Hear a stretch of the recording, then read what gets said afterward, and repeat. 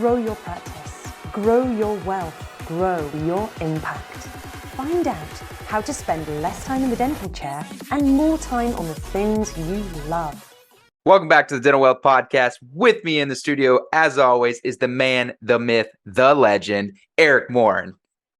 I feel like that was like a WWE entrance. You know, you miss your calling, right? You're just gonna give you the mic in the hand, and you'd be good to go. Like Bruce Buffer, like the Buffers of the world. Yeah. Hey, by the way, just so everybody knows where we're shooting this is after the first week of college football, the first weekend, and we're, you know, I told someone recently, I told Gary actually last week that was on the podcast, I said, yeah, we usually throw some sports in there, so just for the people that appreciate it, great kickoff to the season, great start. Fall's coming in, we're getting ready for a great time of year. The weather's going to get a little nippier in business. This is the time where everybody pulls back. We push forward and have an awesome end of the year. And we have our if you don't know who we like or what we prefer, all you got to do is go watch the video version on YouTube, and then you'll see. Yes, you will see where where we lie in the spectrum of sport, I would say. So it's pretty clear, yeah. Even with as soon as college football starts, it's like you said, it's people start to kind of relax a little bit, and it's Saturdays are taken up now, and then Sundays with the NFL, and then they have holidays and parties, and all of these things start to come into fruition. And we all know, what is it? The worst month of the year is what, October or September? Well, I will tell you, this is, by the way, I have to say something that's just completely outside of business at all, but for whatever stupid reason, Matthew, I get ripped in the wintertime and get fat in the summertime. Is that like I feel like so everyone's like packing on the pounds in the holidays. Not me. Like, this is when I shred that nobody can see it at all, by the way. So no, I think that's a good business relation too, because I think there's a lot of people out there that in the fall, because there's so many people that pull back, that they just buckle down, get things done, and then they were so accomplished that summertime, they just become a little bit more relaxed. It's just like you were saying with weight loss and getting in shape. It's, all right, I'm going to do what everybody else isn't going to do, because the gym is going to be wide open. I'm going to be able to go at any time I want to and get any machine I want to. And then as soon as summer comes around, you're feeling good, looking good. And then you're like, okay, I can go to this restaurant. I can eat that. I can do this. Although I'm off to a bad start of my shredding, because this morning I was like, I'm going to cut out some of these simple carbohydrates, and I started the day with an everything bagel. So then you order bagels for the office. Well, that's right. Starting now. To your point from our meeting earlier today, maybe it was a good thing they didn't add the cream cheese. Maybe it was it was a sign. It was a sign that you didn't need it. Keep it going. Tighten it up, right? Exactly. I love this conversation, because even sometimes when I have some phone calls that come into Tower Leadership, they always say, will this work for my industry? And I know Reese and I have talked multiple times about, potentially even modifying the name a little bit of this podcast from the Dental Wealth Podcast to, something more, I guess, industry wide related instead of so specific, is because it truly is just about business. I mean, I think that's why you and I love doing this podcast so much, is because of the fact that it's, it's business related. And we had Gary on last week, and he was phenomenal in just explaining the fact that most people, when it comes to marketing, don't understand that it's the same across any business. By the way, if you didn't listen to that episode, go back and listen to it. What a phenomenal guest. Gary just killed it. That was right up our alley. That was a great podcast. Yeah. Yes. You and I were both like kids in the candy store. We're like, yep. We love it. We teach it. Someone sent me a text, and they were like, passed it on to somebody, and was like, hey, hope all is well. It was last week's episode.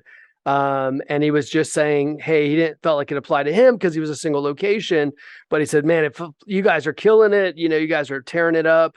You should definitely check out this podcast. By the way, they didn't know that this was a client they were sending it to. And they were like, hey, look, you guys got to check out this guy, Eric Morin and Matthew and Dental Wealth Podcast, and check it out.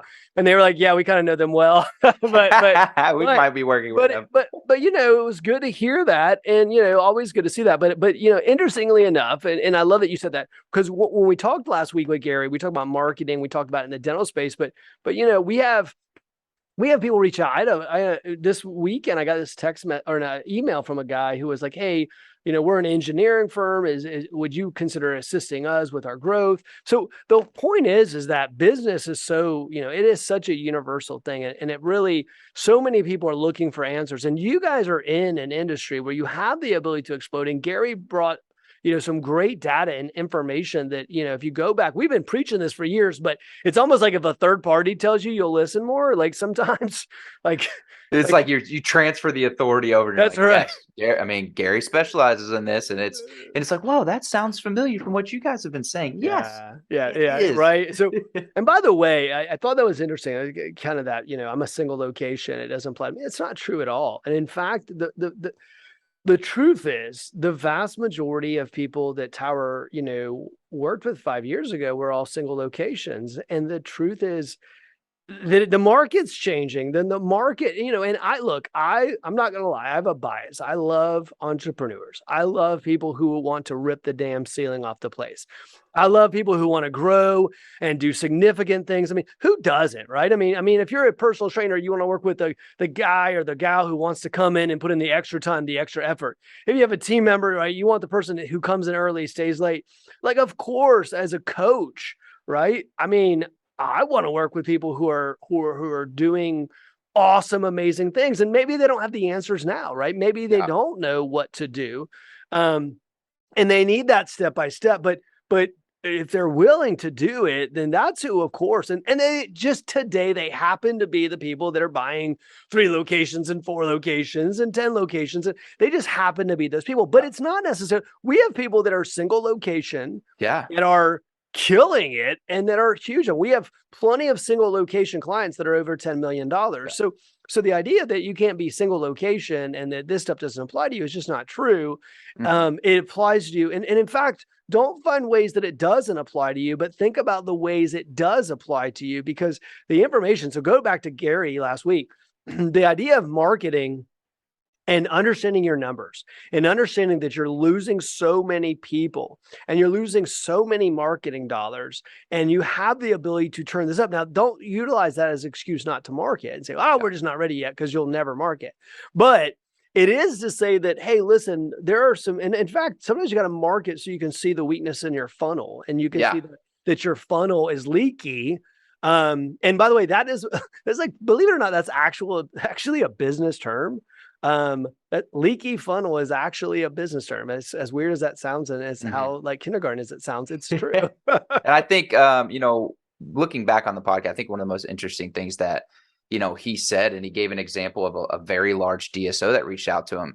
And I think it's funny because even DSOs reach out for help when it comes to growing their business. Sure. Even the biggest of the biggest in the world are. And yet I have phone calls all the time with, doctors that are like, I just don't know if I need that type of help, when even the big ones are doing it. And I think, it's a good point to make, because I think everybody needs help in some aspect. And if even from the, just the dental level. So one of the ways you grow, obviously, is you do organically, or you go get more practices. Part of the reason why we always say, multi-location in the industry is because that's probably one of the top ways to grow, because from a facility standpoint, you kind of get maxed out to a certain point, and you have 2 options. You either go start a new practice, or you go buy one building that has a lot more ops and you transfer all the patients over. So there's really only 2 ways when you hit a capacity in an organization to grow. And that's why we always, we put in the marketplace, multi-locations, is because you're kind of handicapped a little bit when it comes to dental world, whereas the rest of the business world is you're just kind of putting people in offices in a different space. So it's not anything like growing to multi-locations. So that's why we put that message out there. Well, yeah. I mean, if you're in a law firm, then all of a sudden you just get you rent typically a larger place downtown, right, where all the money's at, and typically you'll get a bigger building and a bigger building and a bigger building, but it's pretty, or maybe but listen, it's about opening capacity, and that's what you need to understand. Now, the idea of this podcast, if you go back and listen to some of the original episodes, was really about this idea of look, you can go take this business and go impact a whole hell of a lot of people and do awesome, amazing things and get out of the chair so you can focus on the business. I had 2 conversations even last week. I had one conversation which was about really how to Well, there was a practice this gentleman wanted to buy, and the practice is a great example. Why do you need a coach or someone to assist you through this? This is a highly successful doctor. When I say highly successful, I mean 0.001% of the United States. And he and I were working together. I was looking at a deal and I was like, this deal doesn't make sense. And even though financially there was a lot of things that was like, hey, let's make this work, I was explaining why that deal didn't make sense. So sometimes it's someone also saying, don't do this, by the way, and don't make this happen. Because sometimes there are deals that you have to look at, because right now in the marketplace, there's a lot of emotion. It's like DSOs are paying this and DSOs are paying that, and we got to buy up, and people are acting emotion. We talked about the podcast. I don't want to spend forever on that today, but I do want to say that when you're looking to expand, right? So it's looking at the right deal that's right for you. But the second conversation I was going to talk about was I had it with a great doctor around strategy. And we spent almost 8 hours together just talking through the strategic direction of the business. The other side, what we see often is people are expanding to all these other locations without a clear strategy. And it costs them millions of dollars, and it costs them time, and it costs them effort. And so without having the ability to, one, not just quantitatively internal rates of return and those types of things, looking at a deal, but we've also got to look at what our opportunity costs of that cash is, other things to consider. And then when we get into but before we do any of that, we got to know what our overwhelming strategy is. What is the strategy for the business? Because you'll find oftentimes that people move away from what made them successful when they were small, and they start to move to like just emotionally grabbing things that do not have great, consistent sources of revenue. And what I mean by that is they don't have a locked up revenue stream within the practice, and they start to struggle with profitability. Gary talked about last week about this idea that you can, fix that, but if your strategy is wrong, I'm just going to tell you, it's really hard to fix, because you might have bought the entire wrong practice. Yeah. And I think, strategy it's a more nuance of a conversation, because a lot of times people are like, oh, I have a strategy, in the next 10 years, I want to be $10 million. Okay, that's not a strategy. What does that look like? I don't know. I just, I figured I'd acquire some locations, and yeah, that sounds great. Now I just put in place. There's the amount of phone calls I've had where a doctor has 2 locations and they bought the second location a few years ago and they just can't figure out how to get it going, is because they had the wrong strategy. They thought it was just going to be plug and play. Right. And it's hard for me, when someone gets on a phone call to me, they expect me to solve all of their problems in about 45 minutes. And I always laugh and I say, no, it's just like if a patient came in, you have to figure out a treatment plan for them. Like, you have to really dive into their unique situation and figure out what's going on. And if you can't articulate what your strategy is on the front end, it's probably going to take some time for us to help you figure out the strategy, or really put some exercises in place for you to really nail that in. Because it's, even with Tower Leadership, we have a pretty good strategy on what we're trying to get accomplished as an organization. I think that's why you and I can stay motivated at all times. Whereas in a dental practice, or even a medical practice, a law firm, whatever, it's when you don't have the overlying strategy of the vision and then the strategical components to get there, you're not going to be able to do much in the marketplace. I don't care if you go acquire practices or not. They're always going to come back to, all right, so why are you doing this? And what's the strategy behind it? And if you can't answer those questions, you're going to sit there just. The strategy has everything to do with operation. It's how you design your operations. It's how what services ultimately you'll provide. It's how you provide it. It's the differentiation in the marketplace. By the way, I know every time I say differentiation, all of you say the same thing. Our differentiation's our experience. Okay. No, it's not. Yes, it is. Okay. I guarantee you it's not. There might be one of you it is, but what do you mean you use? How's your experience differentiating? Oh, we treat patients well, and we really take care of them. We get to know them. That's called bedside manner, and it's called 101. And you should have a good bedside manner. That has nothing to do with experience. Now, it can be a bad experience. That's true. But from a strategy standpoint, experience depends on your strategy and what that looks like. Your pricing depends on your strategy. Your in-network depends on your strategy. Where you put your location depends on your strategy.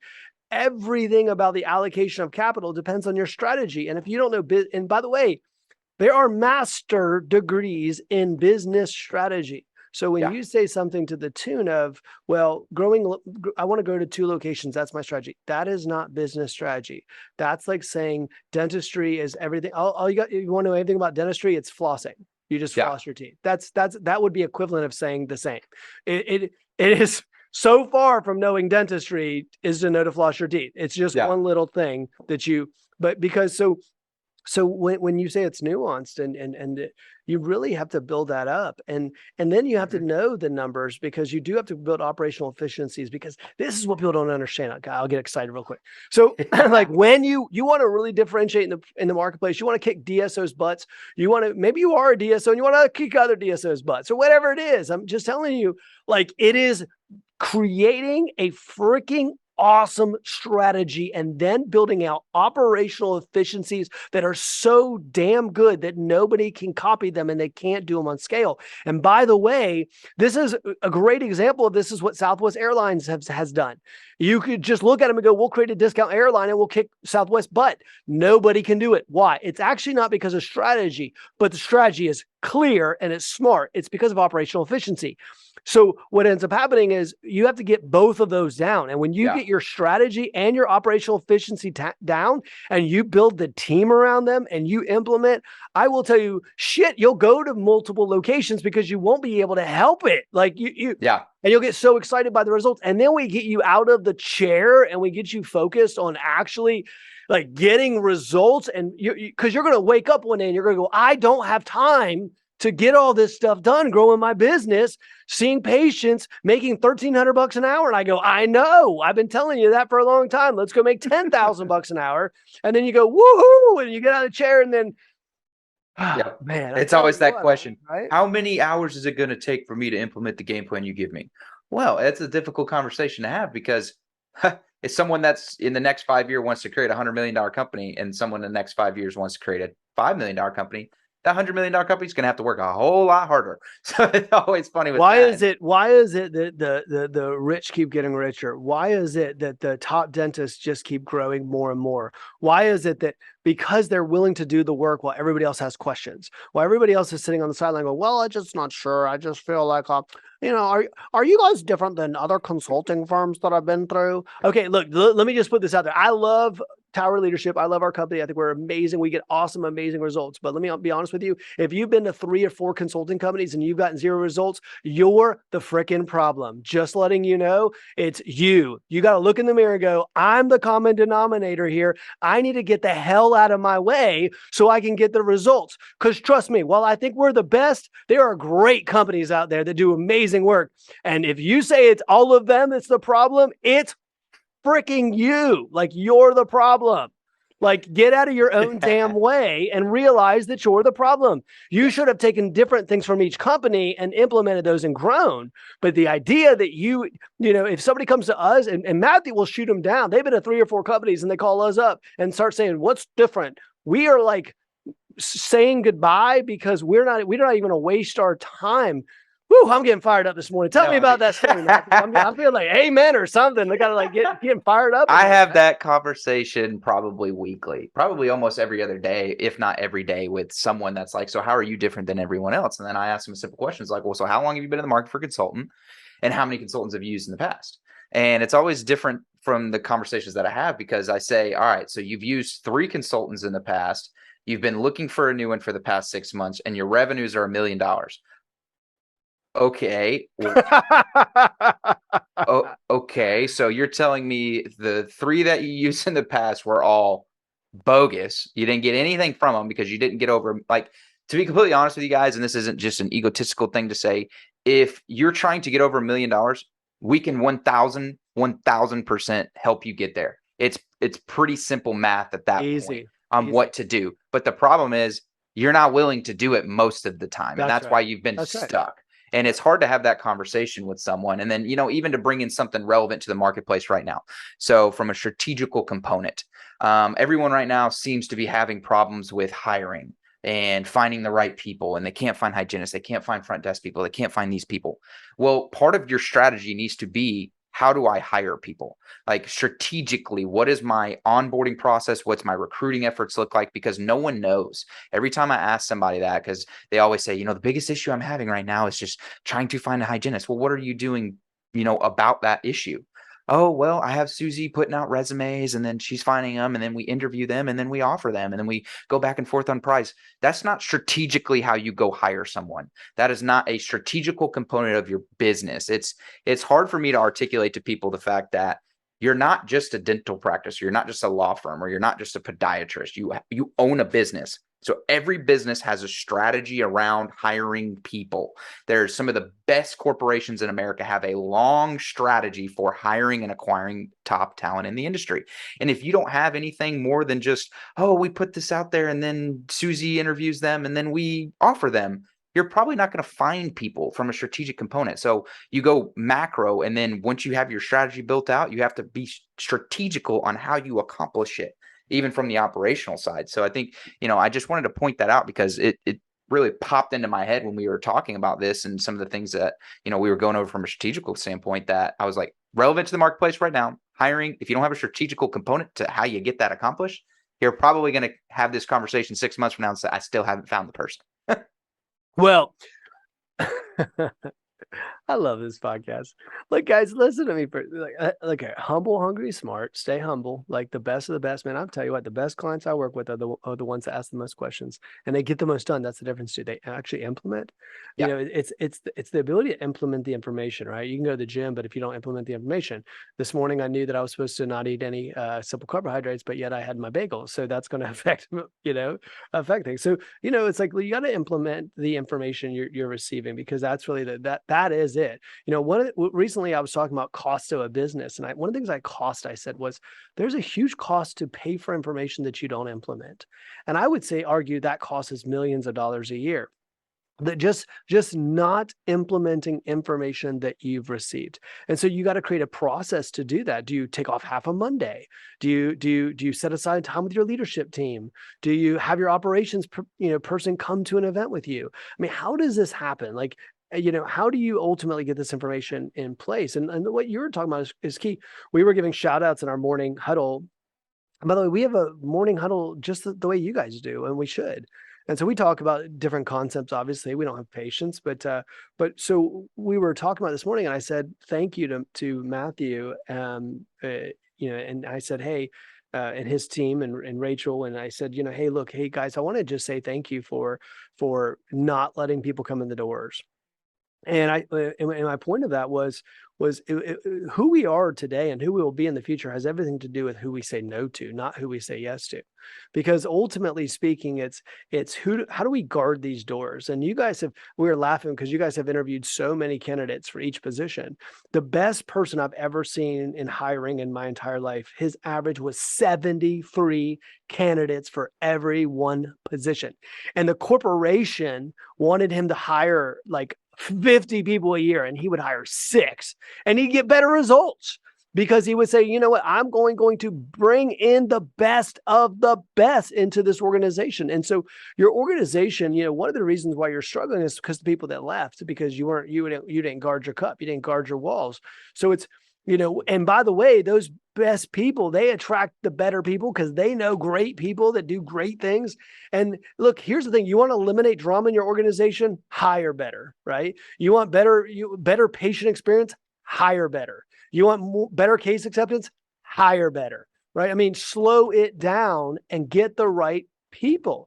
Even if you're handicapped for a period of time, get the right people and put them in place. Do not hire a bunch of numbskulls and put them in place and then wonder what happened.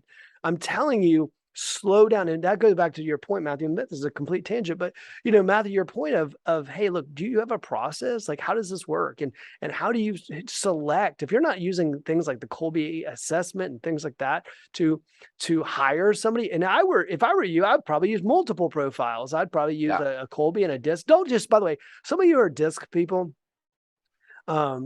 I just want to look, I think DISC is great. Don't get me wrong. Yeah. I just think you have to have more than just DISC. DISC is about how somebody, how they act or how they, I know there'll be somebody listening to this podcast right now. It's like, he doesn't quite understand DISC. Okay, listen, I want to know if somebody, that's a personality profile, but it doesn't show the way that their brain works. It just shows ultimately how those people, their personalities work. So I can tell you that Matthew's high D, like we can tell those types of things, and depending on the position that might matter. So personality profiles really work well with like a Kolbe, but do create a process that is a great process. Look, those of you, if you are listening and say, well, one location, listen, I believe this is completely just passion coming out and telling you guys, I believe you should take this life and you should do absolutely the most you can do. I don't believe I don't believe in leaving things on the table. I was asked one time, by somebody who cares about me, and they said, what do you want to accomplish, Eric? Why are you doing all this? And I said, because I want to swing for the damn fences. It's not about how much I can accumulate. It's about what I can create in my lifetime. And because at the end of the day, it's these organizations, it's the impact, it's the legacy. The money in my accounts, by the way, nobody will ever remember me for. My kids, if I leave it to them, they'll spend it. Organizations will put it to better the else. It's what can I do in this lifetime? I want to know I went out swinging. So if you're listening to this podcast right now, I would ask yourself a question.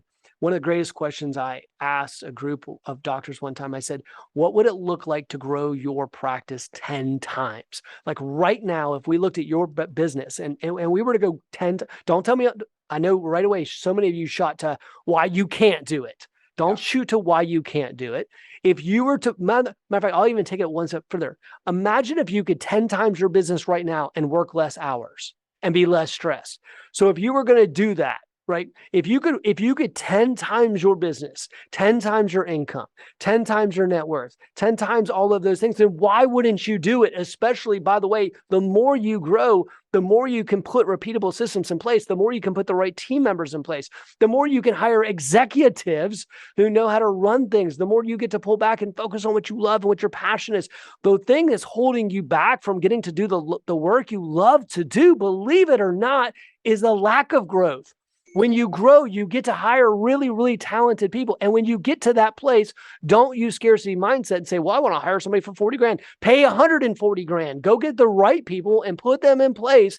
And then you get to live the dream. You get to live this amazing, and you get to spend your life thinking, how am I going to impact people with this amazing organization? So you utilize that as your catalyst. Utilize that as your growth. Push yourself and push the future. That's why we're here. And I'm here to tell you, like, no matter where you are listening to this podcast, if you're at 27 locations, don't say, look at us, we're at 27. Why not 50? Why not 100? If you're at one and you are the doctor who's listening at $1 million a year and you can't get over the hump, it's you. I'll tell you, it's you, but that's okay.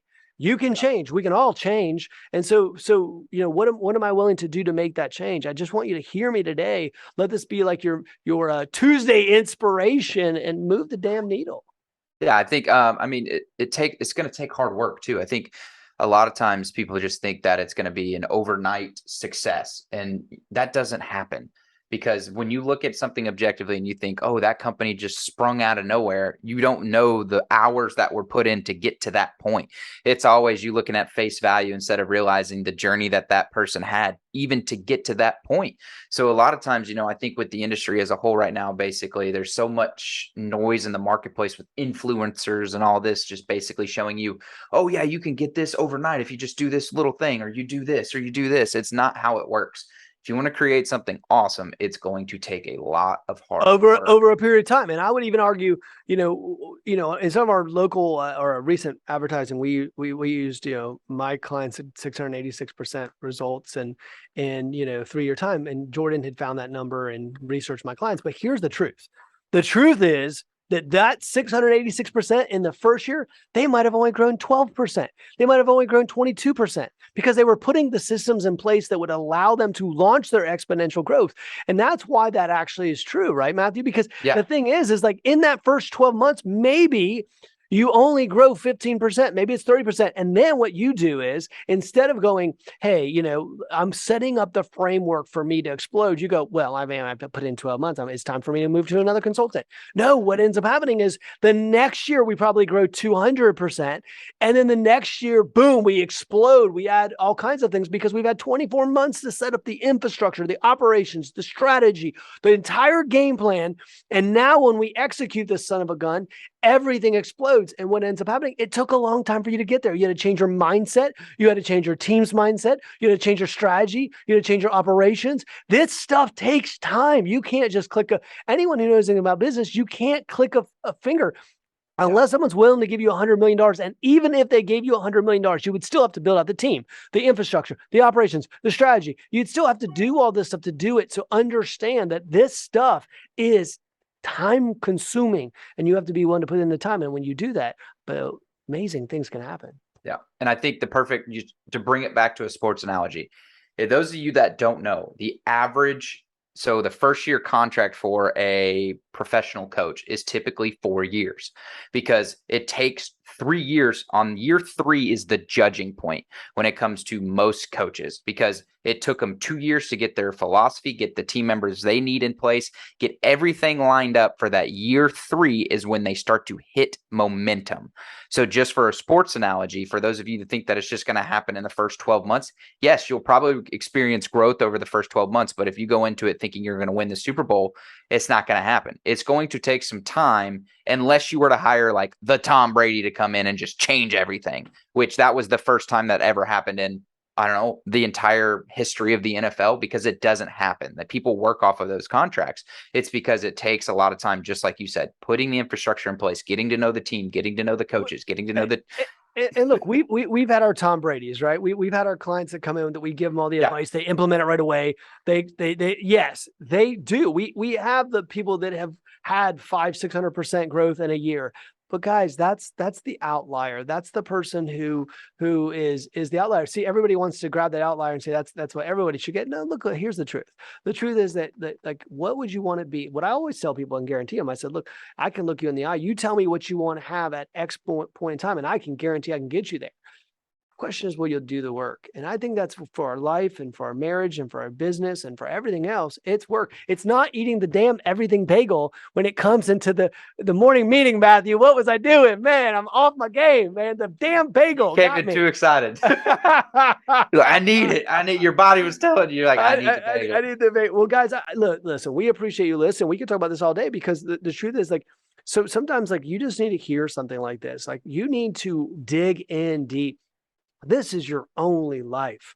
This is it. What happens afterwards? Look, we can debate that, but ultimately speaking, we know what's in front of us, which is right today. You have the time you're listening to this podcast. You have this moment to capture and expand and grow and get people excited. This is your time. Go back and listen to last week's podcast. Hell, listen to all 170. Grab a book. Grab. Reach out to Matthew. Whatever it takes, lean into it and tear the roof off this son of a gun. If you got to do backflips to do that, whatever you got to do, but make it happen. Look, you can be one location, and you can go from one location, because, by the way, Heartland went from one location to a multi-billion-dollar company. Why not you? Why not you? No, and I think this is one of my, this has probably been one of my favorite podcasts. I think, having Gary on last week gave us a little bit of momentum, because it fired us both up, because we love that conversation. And then just the clients that have reached out over the past week, and then what we've heard in the marketplace, it just, it felt right to do a podcast on this material. So I think most importantly, guys, like Eric said at the beginning of this, it doesn't really matter what industry you're in. So if you have people that are in, own their own business, or even if they don't own their own business, they're just looking for more material to help their personal growth, share the podcast with them. Like us on YouTube, go on there, share it with people, get the word out, because main reason we do this is to help inspiring people create something amazing. And that's like that's a test, right? That's a test. Like, if you can't click subscribe, if you can't click share, then, like, how are you going to build a $100 million organization if you can't take a second to hit click or subscribe or like and share? Look, I mean, this is us taking our time to pour into you. We, do us a favor and just take a second, pour back, and share it with one person. Just grab this podcast, share it with one person. By the way, just so you know, just so everyone hears me on that, and that might sound self-interested, but just so you guys are aware, like, that comment has moved more practices. There have been so many people brought into this organization, and we have changed so many lives by somebody who shared this podcast, was introduced to a podcast that they ultimately shared, that somebody needed to hear at that moment. It changed their life. And I will tell you, we have changed thousands of lives just by somebody taking a moment and sharing a podcast. I love it. Guys, thanks for joining us as always. Thank you, Eric, for getting in the studio today. I know you've got a busy schedule on your hands. So as always, like, subscribe, share, tune in, be on the lookout too. We're going to be doing a webinar here towards the end of October. So kind of, compete against multi-location ordeals if you aren't there, or how to multiply your multi-location. So be on the lookout, follow us on social media to get more content like that. And then we will see you next time. Thank you guys for joining us. Thanks, guys.